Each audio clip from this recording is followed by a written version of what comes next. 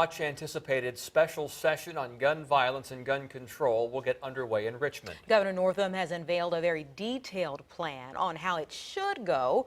But the question is, will it go as scripted? 10 on your side's Andy Fox now with what's at stake and why some say it won't get very far at all, Andy. Tom and Anita, Democrats have told me they doubt any meaningful legislation will take place because it is an election season.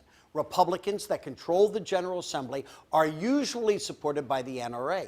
And the thought is there isn't the political stomach to upset a powerful lobby group 4 months before a vitally important election. One bill that will absolutely get through the special session, all funds donated to the Virginia Beach Tragedy Fund will be tax deductible. That bill submitted by Republican State Senator Bill DeSteffe. United Way being nonprofit, part of the tragedy fund, so that and this combined make it so it's tax-free. DeSteffe also wants a joint health care study. What causes people to commit mass shootings? Democratic Governor Ralph Northam will propose an extreme risk protective order. So does DeSteffe. Any violation of protective order stiffens the penalty on that if a weapon was used in that manner, in a threatening manner. DeSteffe wants to increase mandatory minimum sentences for brandishing a firearm and in the commission of a felony. You're using it in a threatening manner to force or intimidate somebody. Northam wants universal background checks on all firearms and transactions, even private sales. I'm not convinced of that right now, but we'll have the discussion, we'll have the debate. Northam wants to reinstate one gun a month law. Republicans likely opposed to that. I don't think it matters one way or another. It's not going to deter or stop something like this from happening.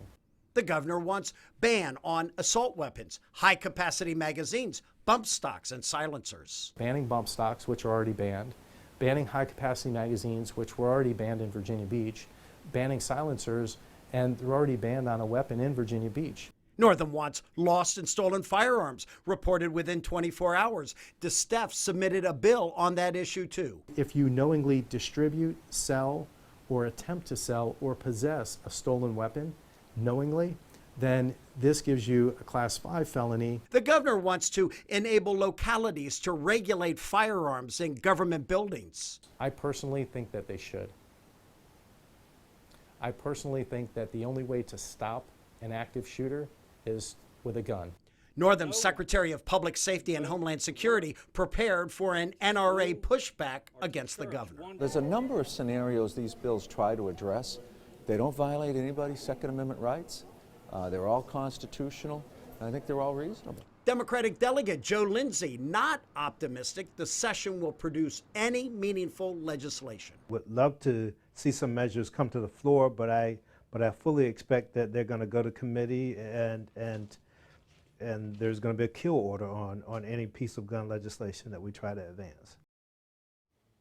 I am also told U.S. Senators Tim Kaine and Mark Warner are working on this tax exempt for 531 contributions at the federal level, too.